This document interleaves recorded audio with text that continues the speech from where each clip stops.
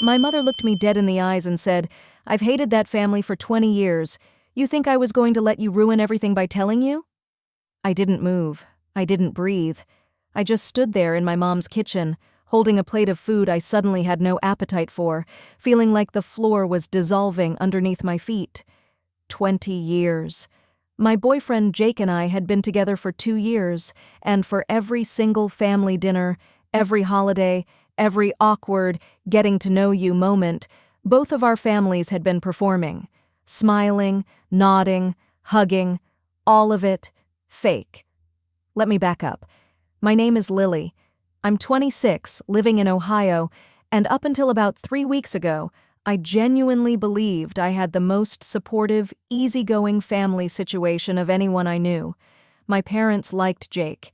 His parents liked me. Everyone got along. Except they didn't. Not even a little.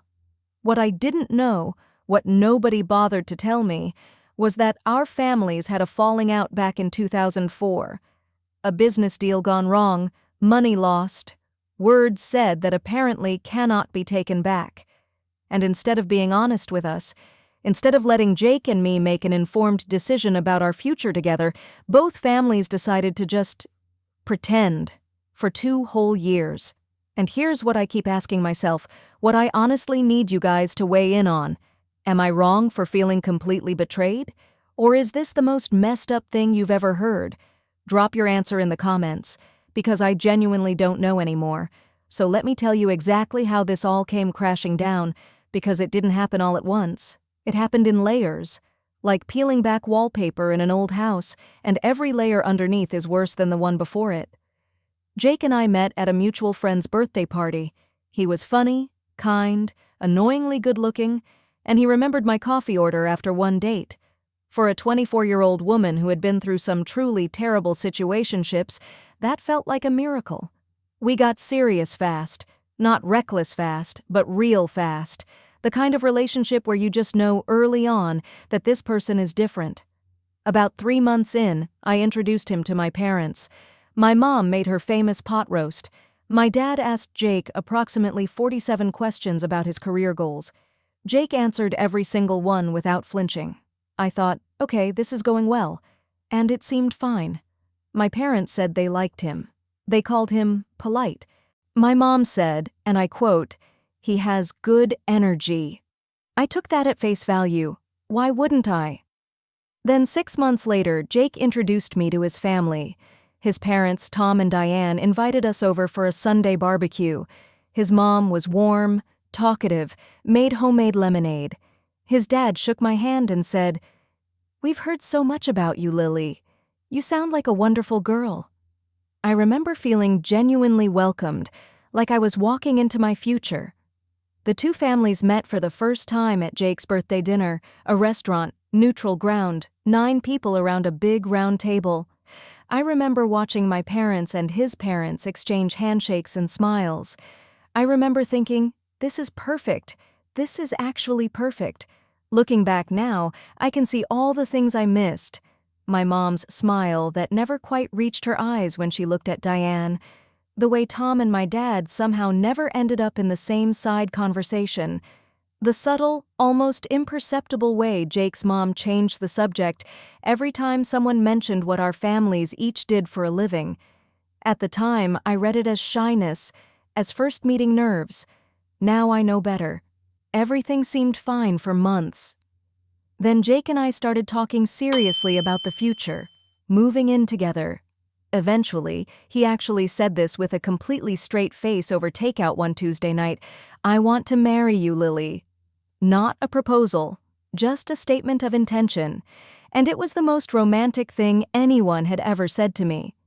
We decided to have a big family dinner, both families at my parents' house, to celebrate our future together. I planned the menu. I cleaned the house. I was so excited. The dinner started out normal. Food was good. Everyone complimented my mom's cooking. Jake's mom brought a wine that my dad seemed genuinely impressed by. I thought, we're going to be okay. This is going to work. And then Jake's dad mentioned, casually, the way you mention the weather, something about a property on the east side of town. And I saw my father's jaw tighten. It was fast. barely noticeable, but I noticed. The table got a little quieter. My mom stood up to refill glasses that didn't need refilling. Jake's mom started a new conversation about her garden, and just like that, the moment passed. Except it didn't pass for me.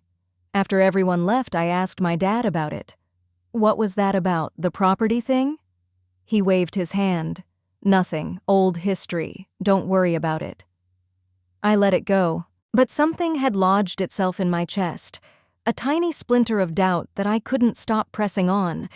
3 days later, I was helping my mom sort through some old boxes in the garage, storage stuff, nothing interesting, and then I found a folder, legal documents, a letter, and a name I recognized, Tom Hartley, Jake's dad.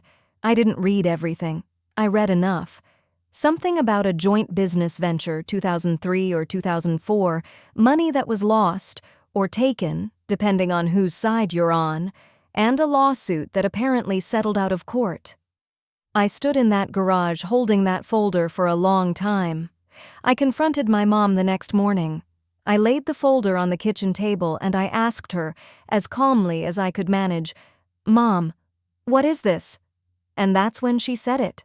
That line I told you at the beginning. "I've hated that family for 20 years. You think I was going to let you ruin everything by telling you? I need you to understand what that sentence did to me, because it wasn't just shocking, it was deeply, deeply disorienting, because embedded in that sentence is the belief that my feelings, my relationship, my 2 years with the person I loved, all of that was something to be managed, controlled, hidden from. I wasn't a daughter in that moment. I was a variable in her equation. I asked her why. Why didn't she just tell me? Why didn't she sit me down and say, "Lily, before this gets serious, there's something you need to know." She said, "And I want you to hear this clearly, because you would have broken up with him, and then it would have been our fault. This way, whatever happens, it's on you." That sentence broke something in me that I'm still trying to name.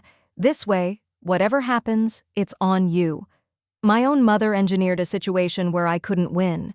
If my relationship succeeded, great. She'd survived the discomfort. If it failed, it was my fault, not hers. She had protected herself completely and left me completely exposed. I called Jake that night and told him what I'd found, what my mom had said. I expected him to be as blindsided as I was. He was quiet for a long moment, and then he said, "Lily, I knew. I'm going to pause here because I need you to understand what those 2 words did to me." He knew.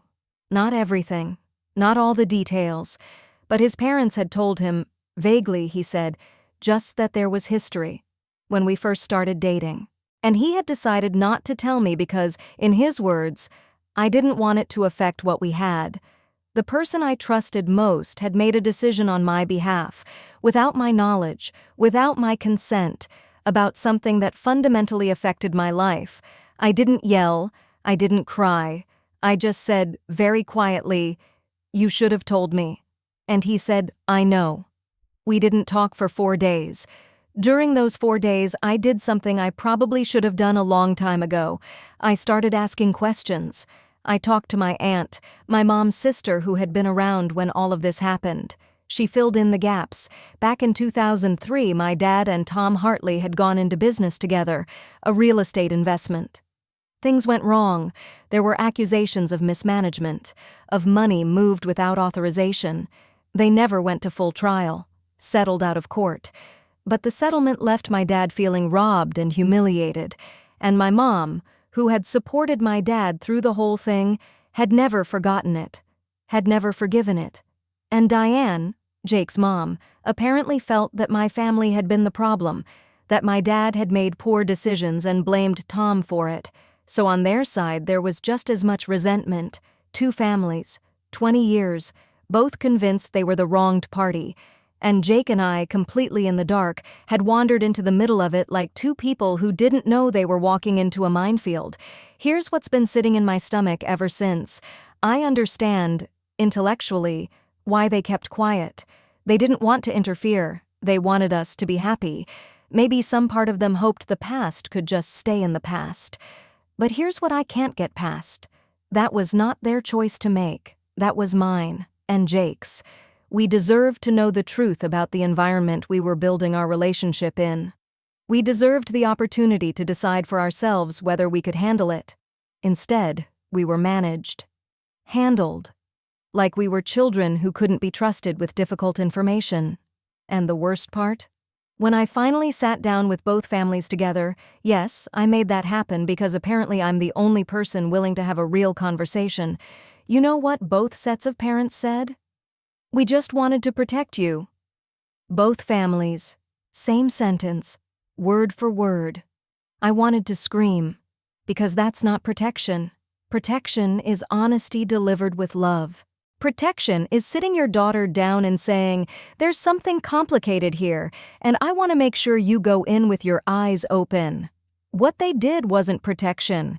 It was self-preservation dressed up in parental language. Tell me honestly, have you ever been protected by someone in a way that actually just meant they were protecting themselves?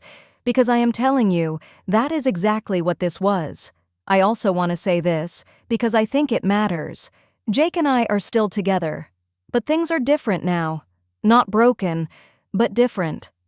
There's a layer of trust that got damaged, not just between me and him, but between me and my own mother, that is going to take real work to repair.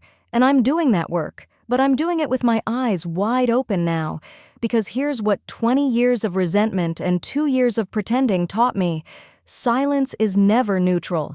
Every time someone chooses to protect you from the truth, they're making a decision about what you can handle, and most of the time, that decision says more about them than it does about you. If you've been in a situation where someone you loved withheld something this big, I want to hear from you. Drop it in the comments. Because I genuinely need to know I'm not alone in this.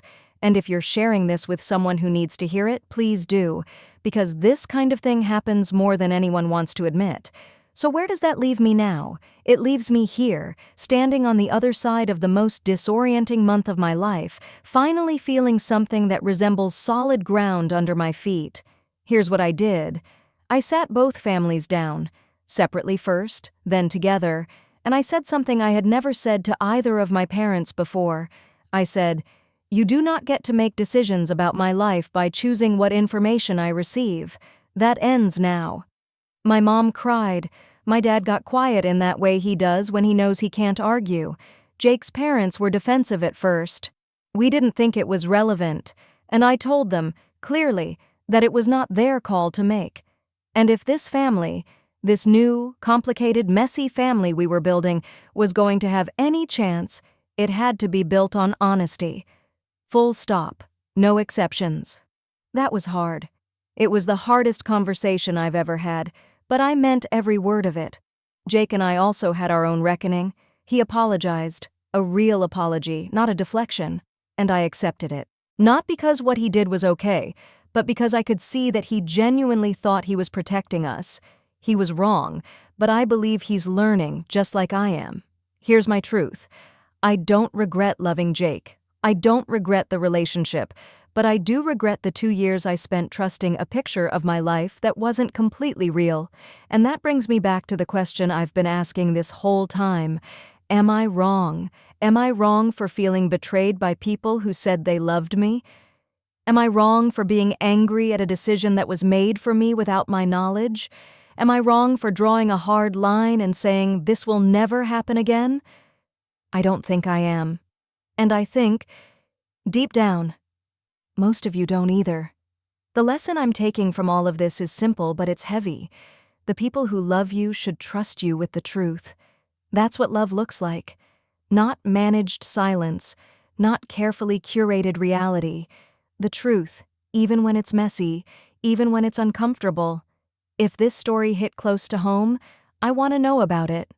Leave a comment. Tell me your story. And if you haven't subscribed yet, do it. Because this is exactly the kind of real, complicated, nobody talks about this content I'm going to keep putting out. You don't want to miss what's coming next.